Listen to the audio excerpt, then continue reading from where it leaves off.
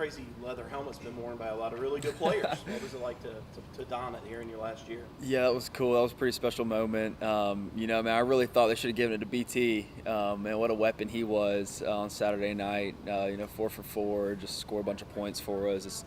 When you got a guy like that, that can execute as well as he does, it's pretty special. So, I thought he played a heck of a game, but it was a cool moment. I thought it was pretty cool to, put that helmet on and the little plaque and stuff. I've seen a lot of great players wear it, so it was special. Speaking of that, not that you didn't deserve it, you did. Yeah. But you could have given it to Balin, could have given it to XT, could have Yeah. given it to Miles. What's it like being a part of a defense that plays like that? Yeah, it's fun. It's a lot of fun. Just those guys, that front seven dominated all night, man. I think they had like 1.2 a carry. So, man, XT played his butt off.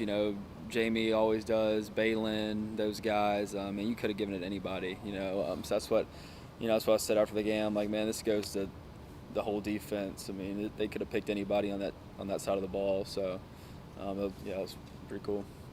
Let's come down to you guys in all but one game so far this season.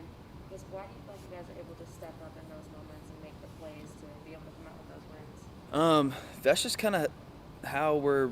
That's what our mindset is. We work that all over the summer. Through workouts, through fall camp. That's just kind of the mentality that we build on that side of the ball, and it's a testament to kind of the culture of this program and just how we compete and just kind of what the guys that we have bring in here. But yeah, man, we just have a bunch of guys that compete and execute at a high level, and it's really fun to watch. Xavier and Andrew talked about this season. They feel like they're playing more free and having a lot more joy. Do you feel like that's just kind of how everybody's playing or everybody's playing right now? Yeah, I think so, and I think that comes with confidence, comes with experience, and man, Booth's been playing so well. Just such a great open field tackler, just such a great physical corner, does a great job coming up, filling gaps and making plays, and not allowing guys to have yards after the catch, or rarely will you see him miss a tackle. It's just really fun to watch. I told him it's inspiring. I think he played 100 snaps 2 weeks ago. Probably played another 70, 80 this game. He just plays his butt off, and we just got so many guys on the side of the ball, and it's inspiring. And it's fun to be a part of. Not a lot of corners, or I guess a stereotype of corners, so that they don't like to tackle. Mm-hmm. What makes Andrew so different, I guess, as a person or a player, that he's able to do that? Man, he's super versatile. He's kind of known as that cover corner, super athletic guy. And then, man, you see him come down and be physical, get off of blocks, making plays at the line of scrimmage. He practices that way. He practices really hard. He's a smart, intelligent football player. And man, he's been so good for us this year. You see him he shows up every game, every week, playing all the snaps, making a bunch of plays, and man, he's had a heck of a year so far. I'm asking this question of everybody. You've been here a long time, played a lot of big games. What was this crowd like Saturday night, and where does it compare in some of the games that you've played?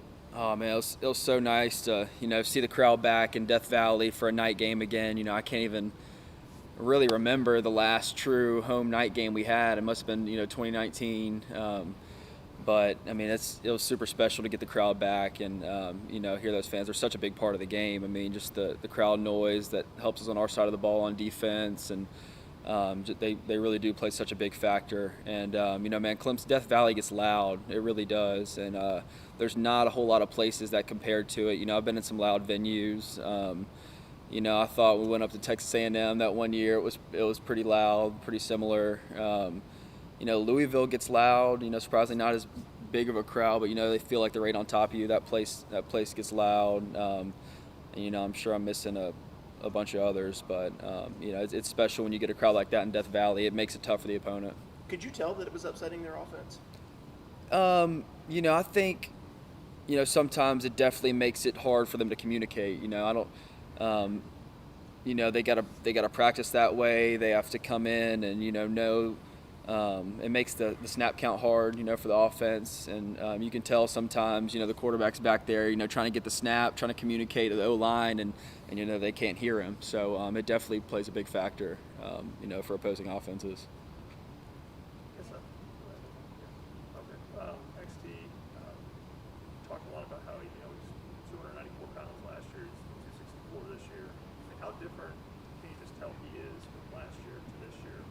Oh, I mean, he's all over the place when you cut the tape on. I mean, just explosive, getting off the ball. I mean, he's just a freak, and yeah, you can really tell a big difference in just how he's playing right now. And I mean, he's just dominant. I mean, I was watching. I think they were backed up inside their own 5-yard line on one of those 3rd and longs, but I mean, their left tackle had no chance. I mean, he just just blows right by him, getting off the ball. I mean, the guy he's a super talented player. I mean, he's been so committed to getting his body right and getting himself back where he wants to be and where he needs to be. And it's been fun to watch his transformation. Man, it's inspiring too. And man, he's playing some good football right now.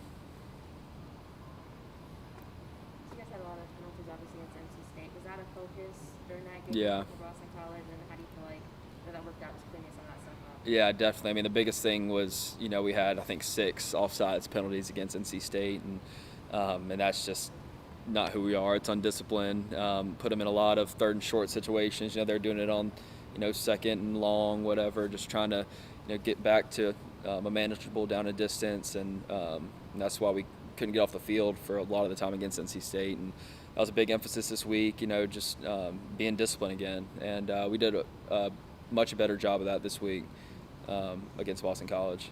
One thing you can't control, injuries, obviously, for a lot of guys, Mm-hmm. getting out. I guess, what effect does that have? Obviously, the next man up, of course, but as far as just kind of seeing teammates go out, what effect does that have on you guys? Yeah, well, first and foremost, you just hate it for those guys. I mean, so much work gets put in and so much goes into what we do. You just hate to see someone go out like that. It's just it's heartbreaking. But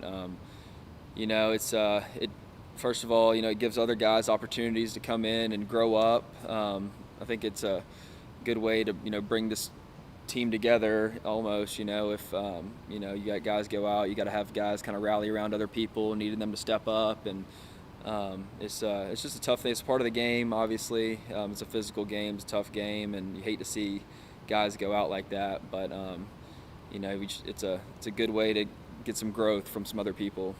I think it causes you to kind of refocus a little bit too, just maybe seeing someone not there. Yeah, I mean, I wouldn't say it affects my focus, as much, but definitely, trying to, focus on, I guess, other guys and, bringing them up to speed and get them playing well and, getting them to, take advantage of the opportunity they have. On Andrew Booth, I know as a safety, you're just supposed to do your job, but if you've got a younger corner out there, maybe sometimes you're looking, making sure, hey, is he where he's supposed to be? Do you worry about Andrew Booth at all now? No, never, man. I never have. It's all Booth's an easy guy to trust. He's always doing what he needs to do, and that that trust is earned in practice. It's earned in the film room, earned in workouts, and I think he's he's a leader on this team. One of the guys that you don't have to worry about, and you especially I'm always comfortable being on his side, being over there with him.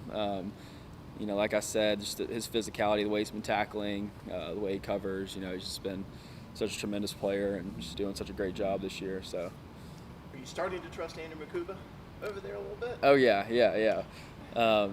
Makuba, obviously, young guy who's, been playing at a really high level, just, making sure he, just gets down those, the discipline things. It's easy as a freshman to just lose sight of a few details in a game that can make such a big difference to how you play. And he's really focusing in on some of those things, and he's learning from some failures and then learning from his successes, and just kind of taking all that and just week after week just making sure you focus back on those fundamentals, the being good with your eyes, and so he's definitely gaining some trust. Anything from anybody on Zoom for Nolan? Nolan, it's Trevor Groves from CUTigers.com. You're one of the few guys on the team that experienced a home loss in Death Valley back in 2016. Just curious how much you all talk about that win streak and keeping that alive, how much of a motivation that is for you. Yeah, man, that feels like such a long time ago, I guess because it was, but Yeah, that streak is, something we take a lot of pride in, playing at home in front of these fans in Death Valley.